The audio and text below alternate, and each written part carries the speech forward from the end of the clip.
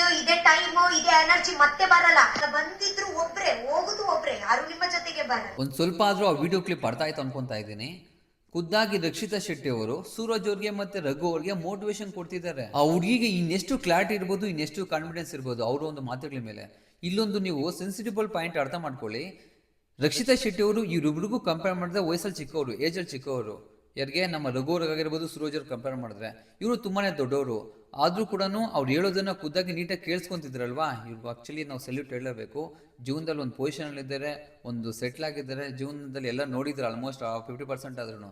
But ಆದ್ರೂ ಅಷ್ಟು ಚಿಕ್ಕ ಹುಡುಗಿ ಏನು ಹೇಳ್ತಿದ್ರಲ್ಲ, ಒಂದು ಮೋಟಿವೇಶನ್ ಮಾತು ಹೇಳುವಾಗ ಯಾವುದೇ ರೀತಿ ಅಹಂ ತೋರಿಸಿದ್ರ, ಯಾವುದೇ ರೀತಿ ಕಿಂಡಲ್ ಮಾಡಿದ್ರ ನಿಂತ್ಕೊಂಡು ಕೇಳ್ತಿದ್ರಲ್ವಾ, ನಿಜವಾಗ್ಲೂ ಇವ್ರಿಗೆ ನಮ್ಮ ಕಡೆಯಿಂದ ಟೇಕ್ ಎ ಬೋ ಅಷ್ಟೇ. ರಕ್ಷಿತಾ ಶೆಟ್ಟಿ ಅವರು ಯಾವೊಂದು ಪಾಯಿಂಟ್ ಅಲ್ಲಿ ಅವ್ರಿಗೆ ಮೋಟಿವೇಟ್ ಮಾಡ್ತಿದ್ದಾರೆ ಅಂತ ಹೇಳಿದ್ರೆ, ಈ ಒಂದು ಏಜು, ಈ ಒಂದು ಟೈಮು, ಈ ಒಂದು ಎನರ್ಜಿ ಮತ್ತೆ ಬರಲ್ಲ.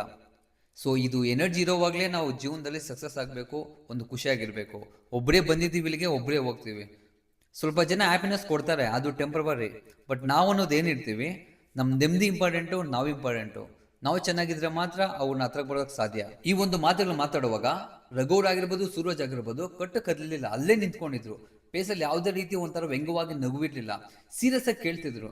ಅಂದ್ರೆ ಅರ್ಥ ಮಾಡ್ಕೊಬಹುದು ನಾವು, ರಕ್ಷಿತಾ ಶೆಟ್ಟಿ ಅವರು ಯಾವುದೇ ಒಂದು ಡಿಸಿಷನ್ ತಗೊಂಡ್ರು, ಯಾವುದೇ ಒಂದು ಮಾತಾಡಿದ್ರು ಲ್ಯಾಂಗ್ವೇಜ್ ಪ್ರಾಬ್ಲಮ್ ಇದೆ ಒಪ್ಕೊಳ್ಳೋಣ.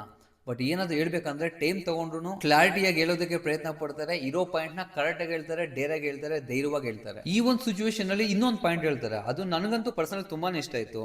ಸೊ ನಾವ್ ಯಾರಾದ್ರೂ ನಮ್ ಜೊತೆ ವಿಯರ್ಡ್ ಆಗಿ ಬಿಹೇವ್ ಮಾಡ್ತಿದ್ದಾರಾ, ನಾವು ವಿಯರ್ಡ್ ಆಗಿ ಇರೋಣ. ಪ್ರೀತಿ ತೋರಿಸ್ತಿದಾರಾ, ಪ್ರೀತಿನೇ ತೋರ್ಸೋಣ. ಕೋಪ ತೋರಿಸ್ತಿದಾರಾ, ಕೋಪನೇ ತೋರ್ಸೋಣ. ಯಾವಾಗ್ಲೂ ನಮ್ಮ ಮೇಲೆ ಕಂಪ್ಲೇಂಟ್ ಮಾಡೋರ್ ಜೊತೆ ನಾವು ಇರ್ಲೇಬಾರ್ದು. ಸೊ ನನ್ನ ಜೊತೆ ಒಂದು ರಿಲೇಶನ್ಶಿಪ್ ಅಲ್ಲಿ ಇರ್ಬೇಕು ಅಂತ ಹೇಳಿದ್ರೆ ಅದು ತುಂಬಾನೇ ಕಷ್ಟ ಅನ್ನೋ ರೀತಿ. ಅಂದ್ರೆ ಅವರು ಈ ಮನೆಗೆ ಸಂಬಂಧಪಟ್ಟಿರುವಂತಹ ಒಂದು ಸಿಚುವೇಶನ್ಸ್ ನ ಬಗ್ಗೆನೂ ಮಾತಾಡ್ತಿದ್ದಾರೆ, ಅದೇ ರೀತಿ ಅವ್ರ ಜೀವನಕ್ಕೆ ಸಂಬಂಧಪಟ್ಟಿರುವಂತಹ ಕೆಲವೊಂದು ವಿಚಾರಗಳ ಬಗ್ಗೆ ಮಾತಾಡ್ತಿದ್ದಾರೆ. ಅವಾಗ ನನ್ಗೆ ಅನ್ಸುತ್ತೆ, ಇಡೀ ಮನೆಗೆ ಅವ್ರು ಮೋಸ್ಟ್ಲಿ ಚಿಕ್ಕವರು, ವಯಸ್ಸಲ್ಲಿ ಮೋಸ್ಟ್ಲಿ ಆಲ್ಮೋಸ್ಟ್ ಒಂದು 25 ಆಸುಪಾಸು ಇರ್ತಾರೇನೋ. ಬಟ್ ಇಡೀ ಮನೆಗೆ ಅವರೇ ಚಿಕ್ಕವರು ಅನ್ಕೊಂತೀನಿ. ಕೆಲವೊಂದು ಅವರು ಮಾತಾಡೋ ಮಾತುಗಳಾಗಿರ್ಬೋದು, ಕೆಲವು ತಗೊಳ್ಳೋ ಡಿಸಿಷನ್ಸ್ ಆಗಿರ್ಬೋದು, ಇನ್ನೊಬ್ಬರ ಬಗ್ಗೆ ಅವರು ಕೊಡುವಂತಹ ಹೇಳಿಕೆಗಳಾಗಿರ್ಬೋದು ತುಂಬಾನೇ ಅರ್ಥಪೂರ್ಣವಾಗಿರುತ್ತೆ. ಅವರಲ್ಲಿರುವಂತಹ ಒಂದೇ ಒಂದು ಮೈನಸ್ ಏನು ಅಂತ ಹೇಳಿದ್ರೆ, ಸೊ ನನಗನ್ಸಿದ್ ಏನು ಅಂತ ಹೇಳಿದ್ರೆ, ಮೋಸ್ಟ್ಲಿ ಅವರು ಸ್ವಲ್ಪ ಜಲಸ್ ಅನ್ಕೊಂತೀನಿ. ಅವ್ರು ಇಷ್ಟಪಟ್ಟಿದ್ದ ವಸ್ತುನಾಗಿರ್ಬೋದು, ಇಲ್ಲ ವ್ಯಕ್ತಿನಾಗಿರ್ಬೋದು, ಬೇರೆಯವ್ರು ಯಾರಾದ್ರೂ ತುಂಬಾ ಕೇರ್ ಮಾಡ್ತಿದ್ದಾರೆ, ಬೇರೆ ಯಾರಾದ್ರೂ ಕನ್ಸರ್ನ್ ತೋರಿಸಿದ್ರೆ ಅಂತ ಹೇಳಿದ್ರೆ ಆ ಒಂದು ವಿಚಾರದಲ್ಲಿ ಇವ್ರು ತುಂಬಾನೇ ಜಲಸ್ ಬೀಳ್ತಾರೆ. ಅದು ಎವಿಡೆಂಟ್ಲಿ ಈ ಮನೇಲಿ ನಮ್ಗೆ ತುಂಬಾನೇ ಗೊತ್ತಾಗ್ತಿದೆ.